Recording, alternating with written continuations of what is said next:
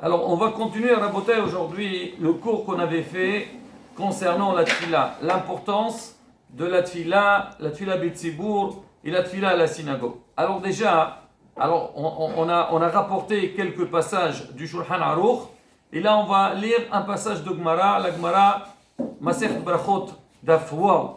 Mais avant de citer le passage de la Gemara, alors je veux dire un petit mot de la parasha Toldot. Alors maintenant, Eliyahu, au moment qu'on a approché à Yitzhak Avinu, donc le manger, alors c'était quoi la première réflexion de Yitzhak Avinu? C'était quoi? Quand on lui a donné à manger, qu'est-ce qu'il a dit? Gilan, il avait dit une phrase. Est-ce qu'il a été... Oui, il a été surpris. Si. Il y avait le lait de la viande, non? Non, la viande, non, c'était les malachim. Non. Ah oui, ça c'est autre chose. Menachem, quand on lui a approché à manger, on dit allez, qui se lève mon père pour manger, donc ce que son fils il a chassé, il a été surpris. Oui, surpris, ouais. Pourquoi il était surpris? Parce qu'il a touché, il a dit la voix, c'est la voix de... Exactement. Il a dit il dit la voix, c'est la voix de Yaakov. En fait, c'est quoi la voix de Yaakov? C'était deux frères. Souvent, quand tu parles au téléphone, on dit c'est qui? C'est Reuven ou Shimon. Les voix des frères, ils se ressemblent beaucoup. Mais la manière qu'il a parlé à Yaakov Avinu, il n'était pas habitué. Alors, on a vu dans la suite. Alors, comment il parlait ça? Qom, lève-toi, viens manger. Alors, s'il te plaît, papa, lève-toi, viens, vois ton fils, il est parti. Il a dit le nom d'Hachem. Alors, Yaakov Avinu, il était surpris. Il a dit Yaakov, il a touché les mains de Yaakov. Il a vu qu'il était poilu. Il a dit c'est Esav. Donc, il était surpris. Mais de là, Hachamim, ils ont appris quelque chose de très important. Ils ont dit quand il y a la voix de Yaakov, alors les mains de Esav, il ne peut pas dominer sur personne. Ça veut dire quoi quand il y a la voix de Yaakov? C'est quoi la voix de Yaakov, Gilan? La douceur, la prière, la sagesse. Hazak ou Baruch, celle du milieu. Bon écoute, alors quand il y a la prière, quand il y a la voix, donc dans les synagogues, la voix des prières, dans la Bate Midrashot, il y a l'étude de la Torah, et l'Edem d'Esav. Esav, il ne peut rien faire au Am Israël. Mais si Hazvi Shalom, Am Israël, donc il néglige, il délaisse les Mouda Torah ou les prières, Hazvi Shalom, c'est le contraire. C'est pour ça qu'on a vu, alors toujours quand il y a eu des xérotes sur Am Israël, il y a eu des décrets sur le peuple d'Israël, on a touché les mitzvot. Parce que les nations du monde, ils savent que la force de Am Israël, c'est quand ils sont connectés avec Akadosh Baruch Hu à travers leurs prières et aussi avec les Mouda Torah. Là, bientôt, si Dieu veut, on va faire la fête de Hanouka.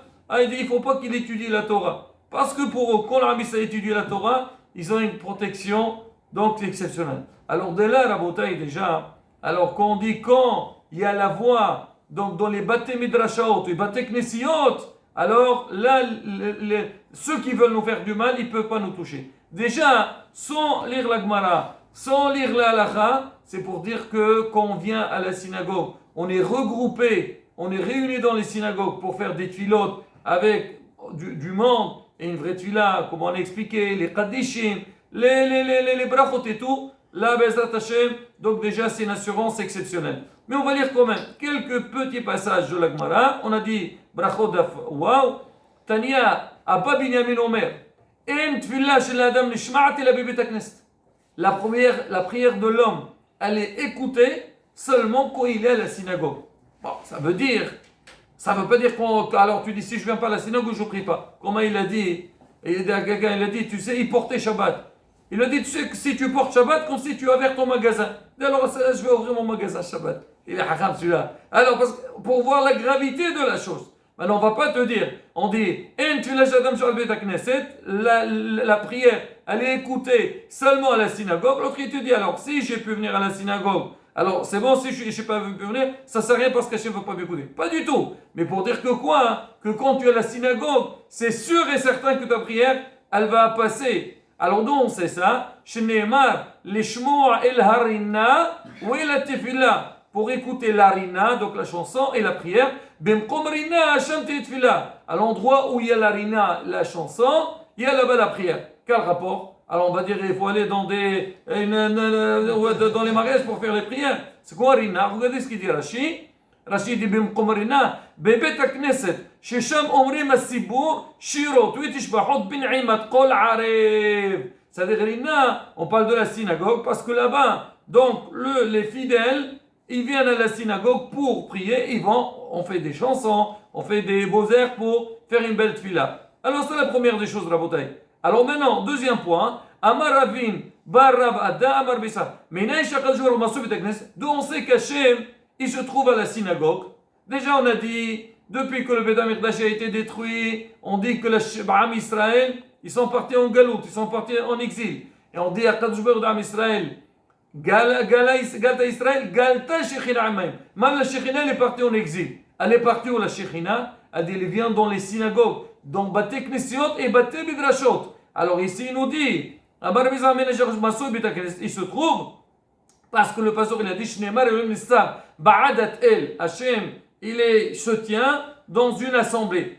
Alors maintenant, d'où on a qu'on 10 personnes, ils prient ensemble, la Shekhinah réside parmi eux. Alors, voilà, il ramène le papa, parce qu'on dit Aïda. C'est quoi Aïda? C'est 10 personnes. Là, Rabotai, je vous ai parlé donc de l'importance de la prière à la synagogue. On va voir un autre point. Je ne veux pas lire toute la Gemara, mais regardez. Amar Ravin Barav Adda. Ravin Barav il a dit Amar Bishak. Kol haragil lavo le bet hakneset. Celui qui a l'habitude de venir à la synagogue. Welo ba yom echad, il n'est pas venu un jour. Alors comment ça se passe en général, Gilan? Quand on vient à la synagogue, il y a un qui n'est pas venu. Qu'est-ce qu'on fait? WhatsApp. On se pose des questions. Oh là là, pourquoi il n'est pas venu? On a besoin de minyan et tout. Ben sachez, on n'est pas les seuls à ne pas être bien. Il y a qui encore qui n'est pas bien, Minahem? Ah, celui qui n'est pas venu. Celui qui n'est pas venu. Alors regarde. Il dit, regardez. Quelqu'un qui a l'habitude de venir, ou Eloba, il n'est pas venu. Akadosh Baruchu, Mashilbo. Hachem, il dit, mais il est où celui-là? Kadosh Baruch, il pose la question. Il va envoyer un WhatsApp. Il dit, où tu es? Il va demander. C'est pas nous défendre. Ah, il est où? Ben sachez-le, avant que nous on pose la question, Hachem déjà il pose la question. Shneemar, Mebachim ere Hachem, Shomeya beqol abdo, Hachem alach Hachem. Bon, la Gemara, elle amène là-bas donc une phrase à travers laquelle elle déduit que quand la personne ne vient pas, Kadosh Baruch il cherche derrière lui. Voilà Rabotai, deux petites points. On avait dit il y a d'autres passages qu'on a lus dans le dernier cours, mais quoi qu'il arrive Rabotai, on voit de là l'importance. Combien le matin, quand la personne, elle se lève et elle dit, aïe, je vais prier. Ah non, non. Est-ce que je prie chez moi ou à la synagogue? Rabotai, on voit là une très grande différence entre les deux. Combien on doit, ça Rabotai, il y a certains qui disent, oh là là, ça doit nous donner du courage. Pas ce genre au contraire d'être découragé, chez Midon. Non, avoir le courage de dire que quoi? Que c'est un grand mérite. Qu'on vient à la synagogue, c'est la Betsibour, que Hachem lui-même, tous les jours, il pense à nous, il nous attend, et bien sûr, s'il dit, ils sont où mes enfants, c'est parce qu'il veut leur donner, parce que toujours quand tu dis quelqu'un, voilà, je vous donne un exemple. Voilà, moi par exemple, on est sur un point donc, de vente où on fait des livraisons, d'accord? Alors comment ça se passe que les livraisons? Moshe, comment ça se passe? Bah tu as celui qui va donner, il attend. Oui monsieur, venez prendre votre livraison. Prends. Venez prendre, prends. Et après il y a 3-4, il y a de la marchandise. Oh là, ils sont où ces gens-là? Mais genre, il faut que je leur donne. Hachem aussi le matin, il dit, il est où mon fils? Ils sont mes enfants parce que je veux leur donner. Qu'est-ce qu'on fait dans la fila? Quand je leur donne, nous, on veut ceci, et la chokma, tellement de choses on demande. Hachem justement, il dit, allez, venez mes enfants, j'ai de la nourriture à vous donner. Alors Bezat Hachem, comme on dit, Nithazer Bezat Hashem, comme ça, déjà, on gagne et faire plaisir à Kadosh Baruch Hu.